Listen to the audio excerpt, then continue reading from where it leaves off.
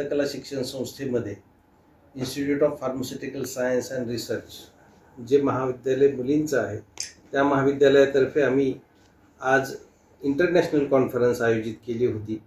आज आणि उद्या ही 2 दिवस कॉन्फरन्स चालणार आहे, ज्याच्यामध्ये टोटल पूर्ण भारत देशामधून आणि काही परदेशातूनही टोटल 1558 पार्टिसिपेंटनी ऑफलाईन आणि ऑनलाईन मोडमध्ये आज जॉईन केलेला आहे। आणि त्याच्यामध्ये ओमान कंट्रीमधून 3 जण स्पीकर्स आलेले आहेत, जे आपल्या विद्यार्थ्यांना चांगलं गाईडलाईन करत आहेत आणि त्याचा फायदा जे बी फार्मचे स्टुडंट असतील, एम फार्मचे स्टुडंट असतील आणि जे काही प्राध्यापक मंडळी आहेत त्या सर्वांना या ठिकाणी त्याचा फायदा झालेला आहे। आणि ही जी इंटरनॅशनल कॉन्फरन्स आहे ही आज आपण बघतोय की ग्रामीण भागातली पहिली कॉन्फरन्स आपल्या या भागामध्ये तुम्हाला पाहायला मिळेल आणि याच्यामध्ये एक चांगला प्रतिसाद असा परिसरातली महाविद्यालय असतील, राज्यातील सुद्धा मुलांनी चांगला प्रतिसाद या कॉन्फरन्सला दिलेला आहे। सर, एक किती दिवस कॉन्फरन्स चालणार आहे आणि नेमकाचा उद्देश काय?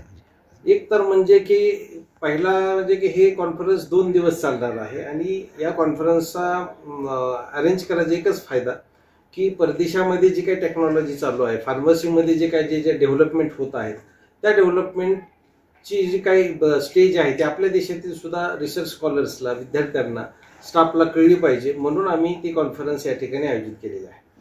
सर, आता आपण एवढे कॉन्फरन्स सुरू आहे, ह्याला इतर कोणत्या अजून संस्थांचं सहकार्य आहे का?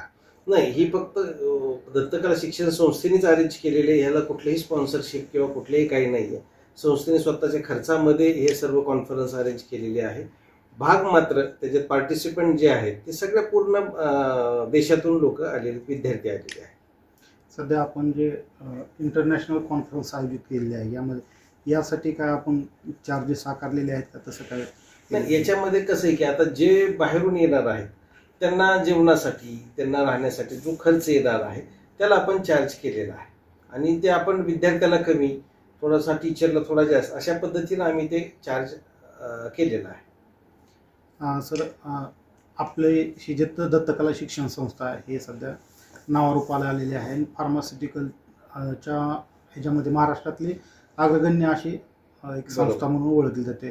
त्याचप्रमाणे येथील जे विद्यार्थी आहेत इतर देशामध्ये सुद्धा किती प्रमाणात नोकरीला गेलेले आहेत किंवा त्यांचा शैक्षणिक रेशो कशा प्रकारचा आहे? आपण जर बघितले तर आमचे विद्यार्थी आज पूर्ण भारत देशामध्ये, काही परदेशामध्ये सुद्धा आहेत फार्मास्युटिकल कंपनीमध्ये। इथं सुद्धा बघितलं, हैदराबाद असेल, तुमचं गोवा असेल किंवा महाराष्ट्र राज्यातल्या जेवढ्या फार्मास्युटिकल कंपनी आहेत, पुन्हा हिमाचल असेल, तिकडं सुद्धा आमचे बरेचसे विद्यार्थी फार्मसीचे नोकरीनिमित्त गेलेले आहेत। तर आता हे जे कॉन्फरन्स सुरू आहे याचा किती विद्यार्थ्यांना फायदा होणार आहे? किती विद्यार्थी सहभागी आहेत? याच्यामध्ये जेवढे पार्टिसिपेट आहेत त्या सर्वांनाच त्याचा फायदा होणार आहे। ह्या कॉन्फरन्समध्ये जे पेपर पब्लिश करणार आहेत त्या पेपरचा त्यांना निश्चितच, त्यांची PhD करत असतील किंवा कोण हायर एज्युकेशन करत असतील, M.Pharm, त्याच्यामध्ये त्यांना त्याचा फायदा होणार आहे। मॅडम, तुमच्यासाठी प्रश्न आहे, 2 दिवसाची कॉन्फरन्स आहे, उद्घाटन काही वेळापूर्वी झालं, इथून पुढचं प्रोग्राम कसं असणार आहे 2 दिवस? ही जी दत्तकला शिक्षण संस्थेच्या institute of pharmaceutical science and research या महाविद्यालयाने जी ही आंतरराष्ट्रीय कॉन्फरन्स आयोजित केलेली, ते कॉन्फरन्सचं आयोजन हे 20 आणि 21 फेब्रुवारीसाठी आहे। त्यामध्ये आताच उद्घाटन झालं। आजचे दोन स्पीकर, एका स्पीकरचा प्रोग्राम झालेला आहे, त्यांचा टॉक झालेला आहे, दुसऱ्या स्पीकरचा टॉक आता चालू आहे। उद्याच्या दिवशी 3रा स्पीकर आणि आजच्या दिवसासाठी APTI हे जे कौन्सिल आहे महाराष्ट्रातलं, की जे महाराष्ट्रातल्या फार्मसीचं कौन्सिल आहे त्याचे अध्यक्ष आले। ऑल इंडिया लेवलचं जे फार्मसीचं कौन्सिल आहे, PCI कौन्सिल, त्याचे मेंबर आलेले आहेत। हे आजच्या दिवसासाठीचे गेस्ट असतील आणि उद्याच्यासाठीचं ओमान कंट्रीतील एक गेस्ट आणि डॉक्टर बाबासाहेब आंबेडकर टेक्नॉलॉजिकल युनिव्हर्सिटीचे जे हेड आहेत ते उद्याचे एक स्पीकर असणार आहेत। आणि ऑल महाराष्ट्राचं जे फार्मसीचं आणखी एक असोसिएशन आहे त्याचे प्रेसिडेंट हे उद्याच्या टॉकसाठी असणार आहेत। अशा पद्धतीचा हा 2 दिवसाचा प्रोग्राम आहे आणि तो व्यवस्थितरित्या रन होताना आपण पाहतो। हे कॉन्फरन्स पहिल्यांदाच आपण आयोजित केलेली का?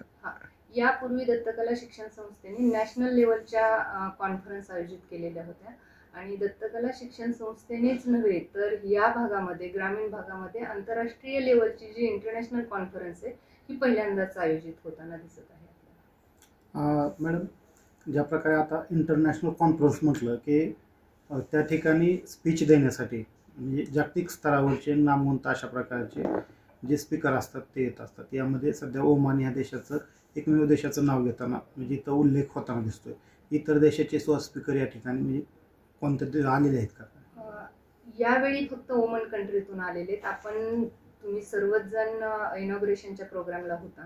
जरी ओमन देशामध्ये ओमनचे स्पीकर असतील तरी त्यांचं एज्युकेशन हे UK सारख्या किंवा इतर चांगल्या नामांकित युनिव्हर्सिटीमध्ये त्यांचं एज्युकेशन झालेलं आहे.